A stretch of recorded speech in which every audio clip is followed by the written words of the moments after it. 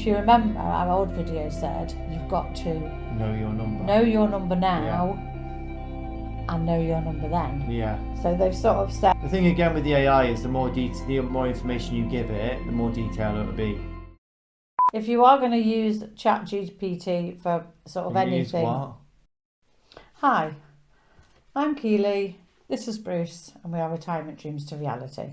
So what we thought would be a good idea is that, like I said at the end of the last video, is to ask AI, what can we do in order to retire at 55? Yeah, what do we need to do to retire at 55? Yeah. How can I retire in the UK at 55? Yeah. So what it said was, retiring at 55 requires careful planning and disciplined execution. Here are the steps and considerations to help you achieve this goal. And then it churned out 10 steps that you can follow in order to retire at 55. It reminds me a little bit of very early on in our videos. We did a video about 5 financial steps to plan your retirement. And there are a few similar ones in this. It's not identical, but there are some similarities. Cool. That's good. So are we going to see how well AI did? Yeah. So the first one was assess your financial situation. And they say you've got to estimate your annual expenses and calculate your total retirement needs. And if you remember, our old video said you've got to know your number. Know your number now and know your number then. Yeah. So they've sort of said exactly the same as us in the first point, really. I think that's a good starting point as well. So determine your expenses including housing, utilities, food, healthcare, travel and discretionary spending. Yeah. And then it talks about multiply your estimated annual expenses by the number of years you expect to be in retirement. For example, if you plan to retire at 55, expect to live until you're 90. You need to plan for 35 years of expenses. Yeah. So I think, again, that's a good one to start with. Thinking, like you said in your other video, didn't you? You need to know your number before you can kind of do anything else, don't you? It's interesting that it's saying you need to have like the exact amount then. Right. Or you think you're going to spend from 55 to 90. Yeah. Whereas there's so much about the 4% rule, about this strategy, about all sorts of things. Whereas that's just saying, look, you need this amount of money. Yeah. A really simplistic... I think that's the thing with it. It's quite simplistic, isn't it? Because he says you're going to expect to live till 90, whereas the average age for a man, I'm sure, is like 81, 82. We watched a video this morning that said it was 80. Yeah. And I think a woman's a bit older. So it's interesting that it said live till 90. And that's definitely not taking into account the go, slow go, no go. Yeah. You're not going to be spending the same money when you're in your 90s as you are in your 50s, surely. Yeah. So that, I mean, it's a good starting point, but I think the thing again with the AI is the more information you give it, the more detail it'll be. I've only given it a couple of sentences and it's churned this out. So. And it is very similar to our know your number now, know your number then. So it's not done a bad job, So number 2 is build a comprehensive financial plan. Set a target savings goal.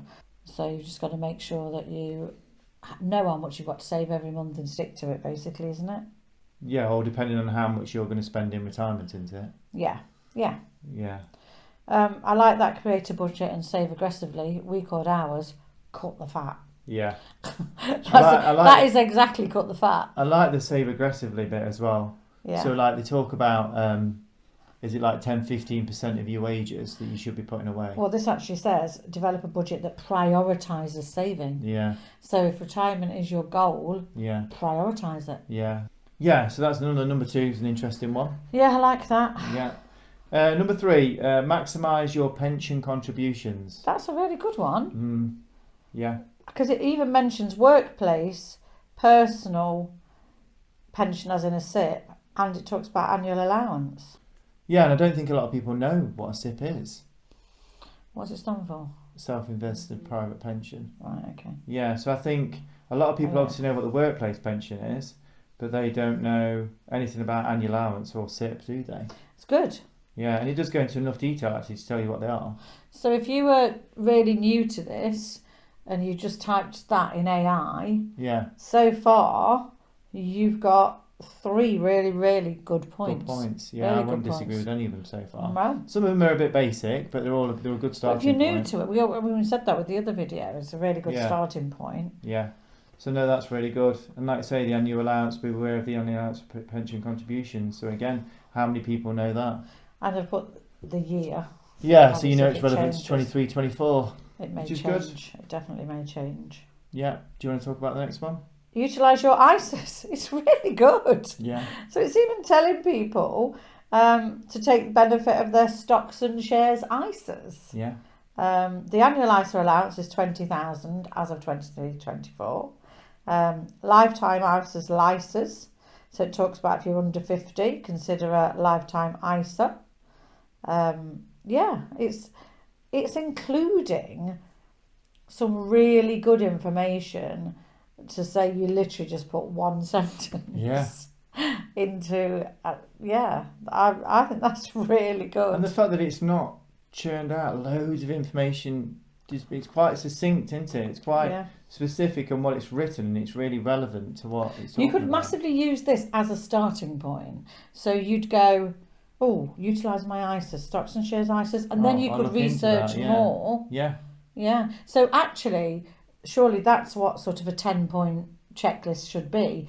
Give you something to then go and in depth do each point. Yeah. I'm really liking it at the minute. Yeah. Number 5 is diversify your investments. So this one's interesting. Yeah. So investment strategies. So ensure your investment portfolio is well diversified. So again, we're very much, that's what we're invested in global stock market. We're not invested in individual stocks.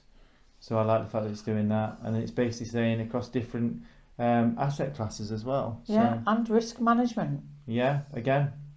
So know your risk management. See, now that's the one I disagree with. Which one? The risk management. Right. So the risk management is talking about as you approach retirement, gradually shift towards more conservative investments, and we're not going to do that. But it's saying why? To protect your savings from market volatility. Yeah, So if you are worried about market volatility, then you would do that. Yeah. If you're not so worried about market volatility, then you don't do that. But it's giving you a step. It doesn't say or do this, does it? No, it doesn't mention the bucket strategy. And it doesn't mention being invested in 100% stocks, because what's that? That is referring to the target retirement funds. Yeah. That as you get closer to retirement, you shift from stocks and bonds. bonds. It's not, is it? Because it's saying do that yourself. As you approach retirement, gradually shift towards more conservative investments. Whereas if you're in a targeted retirement fund, that does it for you. Yeah, but that's what it means. Yeah. Yeah. Yeah. So it's mean that you would have more bonds when you get to close to retirement to protect your money. The next one is plan for healthcare costs, which is interesting because I asked this for a UK perspective, and it's still talking about healthcare costs. Well, because it mentions NHS as well. It's recognising. It says, look, while the NHS covers many healthcare costs, consider private insurance for additional coverage. So it is saying that if you've got the money, consider you might want to go private. But I think it says not that way. It says not readily available, because there's such a waiting list for the NHS that if you've got money and you've got an important thing coming up, the amount of people we are not affluent. Yeah, we're middle class just by definition of being teachers. Yeah. But we don't, we're not overly affluent. And the amount of people I know that have paid privately for surgery just on our estate alone over the past few years. So that's another interesting one. The next one is create. Do you want to do this one? Create a withdrawal strategy. Tax efficient withdrawals. So many brilliant videos on YouTube about tax efficient withdrawals. Yeah. You put some in the link below. I'll have a little look and I'll put some in. Yeah. And then it talks about your state pension. Factor in your state pension when you can claim it, and it even says check your national insurance record to ensure you're going to get the full amount. Yeah, you're 35 years. How many people know that and do that? So even though it mentions on point 2 that you're going to need however much times 35 years, further down it does say think about what you've already got and how you can maximise what you've already got because of tax. Really good. Yeah. Number 8, minimise debt. Yeah. So I'm surprised debt's come down here so low, because you see a lot of financial advisors, YouTubers, whatever they might be, and they tend to talk about debt right at the beginning, don't they? Well, I suppose because I think the theory is as well, you can't start saving if you've got debt. And I mean, and again, I don't know if these are in any particular order. I did ask for just ways to do it, and it might have just said 10 things. Yeah. I don't know if these are in order of priority. I mean, it says, doesn't it? I can't even see which bit where it talks about prioritising saving, but then in this bit it talks about high interest debt. Yeah. You're not going to prioritise saving if you've got 20% plus interest credit cards, are you? No. So yeah, and consider paying off your mortgage. So many things talk about you don't want to hit retirement with a mortgage.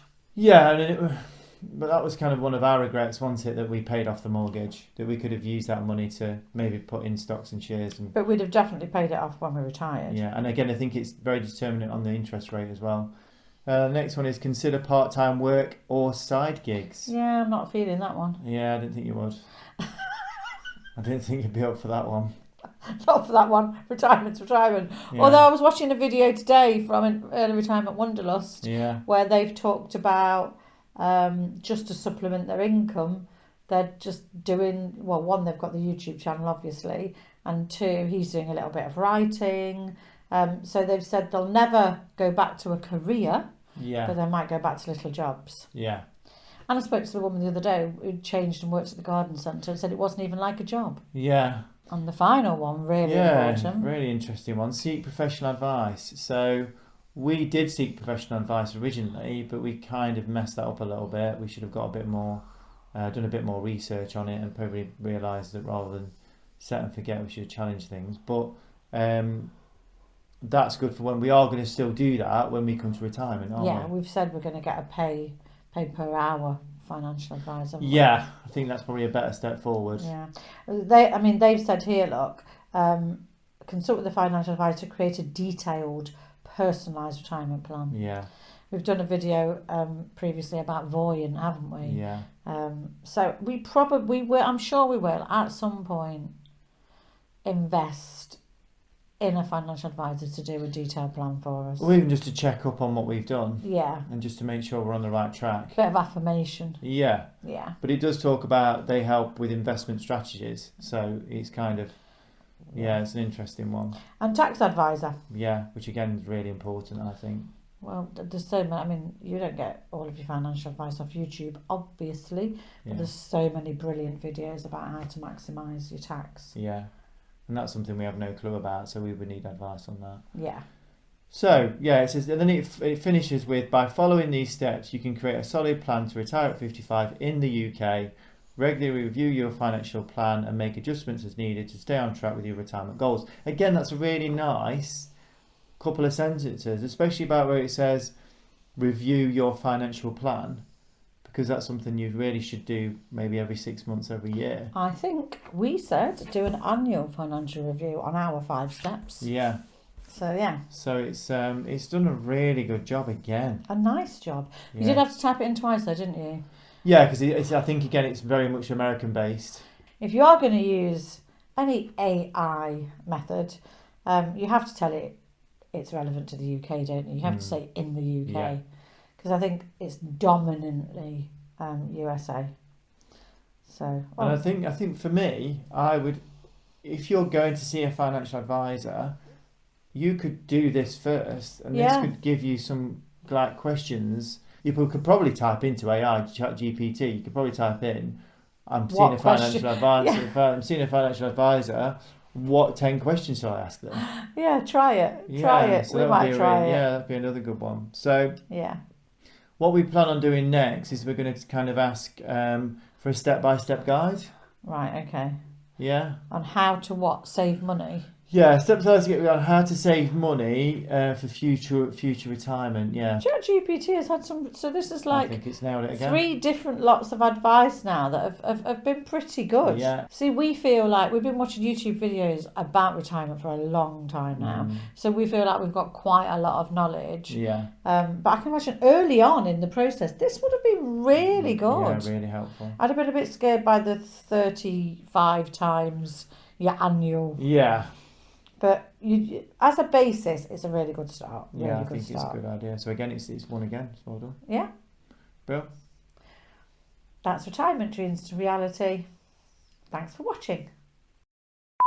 Hi, I'm Keely. This is Bruce, and we are Retirement Dreams to Reality. Today we're going to talk about what am I going to talk? What's it? Video? If you are going to use ChatGPT for sort of anything, what? You're not doing. I'm Keely. This is Bruce. I don't know at the end. I don't know if you do. I can never remember. I don't know. I won't do that. Right. I'll just say. That's it. Isn't it done?